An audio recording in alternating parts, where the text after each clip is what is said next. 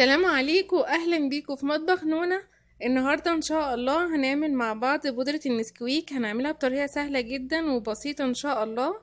احنا عارفين ان بودرة النسكويك بتتباع بره باسعار غالية. هنعملها النهارده ان شاء الله بمواد موجودة في البيت ومش مكلفة ان شاء الله باذن الله. انتوا عارفين ان كل الاطفال بيحبوا النسكويك لانه بصراحة مشروب لذيذ جدا وبيتشرب في الصيف وفي الشتاء وفي كل وقت.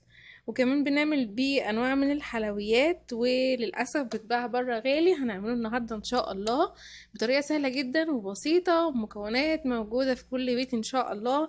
المقادير بتاعتي هنا معايا 4 معالق كبار من الكاكاو الخام الكاكاو المر، ومعايا هنا 3 معالق من السكر البودر، وهنا 3 معالق من الحليب البودرة، ومعايا هنا ذرة ملح صغيرة وفانيليا، وهنا معلقتين كبار من بودرة الكريم شانتيه، وهنا معلقة صغيرة من النشا، ده عشان يتقل القوام بتاعه ما يكونش خفيف.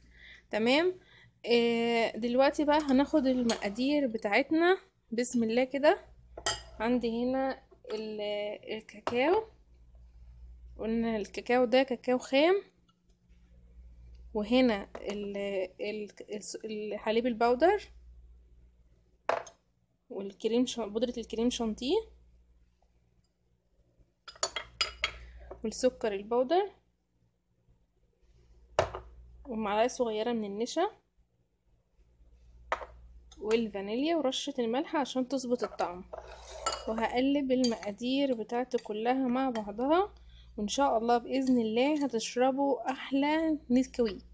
طعمه مش هيفرق ابدا ابدا عن النسكويك اللي بنشتريه جاهز، وللاسف بنشتريه باسعار غاليه، وهو بصراحه انا مش شايفه ان هو يستاهل يعني الاسعار المبالغ فيها دي، مع انه زي ما انت شفتوا مكوناته مش مكلفه ابدا. دلوقتي انا قلبت كل المقادير بتاعتي مع بعضها كويس، لازم تتقلب كويس طبعا. عندي هنا بقى البرطمان اللي هنحفظ فيه النسكويك بتاعنا. لازم طبعا يكون برطمان محكم الغلق عشان نحافظ على نكهة النسكويك بتاعنا ونكهته ما تتغيرش. بسم الله.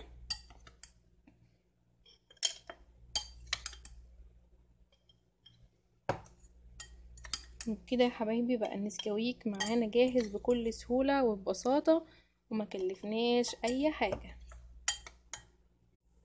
وبكده بودرة النسكويك بقت جاهزة معانا بكل سهولة وببساطة وما كلفتناش اي حاجة. بالنسبة لتكلفة النسكويك الجاهز اللي بنشتريه من بره، ده تكلفته بسيطة جدا وكمان بدون مواد حافظة وبدون المادة المبيضة اللي بتتحط في النسكويك اللي هي ضارة جدا طبعا بالصحة. احنا عاملينه بمواد موجودة في البيت وبسيطة ومش مكلفة، وكمان عملنا كمية كويسة جدا جدا. البرطمان ده 400 جرام، يعني كمية كويسة جدا. وكمان عايزة اقول لكم ريحته وطعمه تحفة، هيعجبكم جدا ان شاء الله. مفيش فرق ابدا بينه وبين الجاهز. ده كده كان الفيديو بتاعي، يا رب يكون عجبكم. لو عجبكم الفيديو طبعا ما تنسوناش في اللايك والشير والاشتراك في القناة. والسلام عليكم ورحمة الله وبركاته. مع السلامة.